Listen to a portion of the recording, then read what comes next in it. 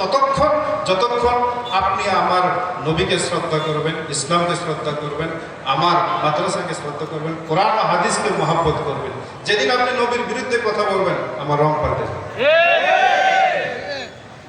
সেদিন আমার রং আগের মতো থাকবে না। আপনি যেই হন, সভাপতি হন, এলাকার গণ্যমান্য হন, এমপি হন, মন্ত্রী, আগের জন্য রং পাল্টাইছে, এখনো রং পাল্টাইছে, দুটোর মধ্যে কি এক না বেশ কম আছে? দুইজনই রং পাল্টাইছে।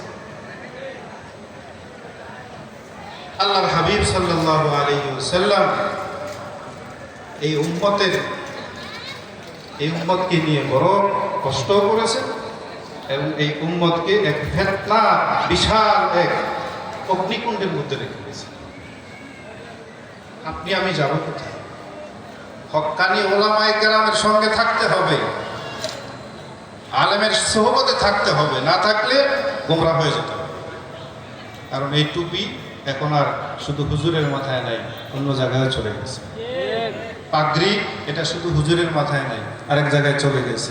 জুব্বা এরকম সুন্দর, এর চেয়ে স্মার্ট, সুন্দর, লম্বা, আরো সুন্দর ভালো জুব্বা পরে। এই জন্য আমরা তো আমাদের মুরব্বীদেরকে ভুলে গেছি। আমরা মনে করি যে দুনিয়াদারদের সঙ্গে সম্পর্ক করতে পারলে আমরা অনেক কিছু। ইতিহাস, আব্দুল্লাহ ইবনে মুবারক রাস্তা দিয়ে গেছে, একটা মাহফিলে গেছে, রাহিমাহুল্লাহ, মুহাদ্দিসে আসর, শ্রেষ্ঠ মুহাদ্দিস ছিল। বাদশাহ হারুন বাড়িতে থেকে তামাশা দেখছে, জুবাইদা স্ত্রী তামাশা দেখছে।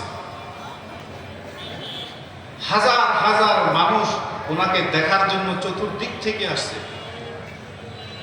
যে রাস্তা দিয়ে মানুষ গেছে, এই রাস্তার চতুর্পাশে রাস্তা ভেঙে গেছে, গাছপালা ভেঙে গেছে, মানুষের জুতা ছিঁড়া ছড়ায় ছিটায় পড়ে আছে। মনে হয়েছে এদিকে কোনো ভূমিকম্প গেছে।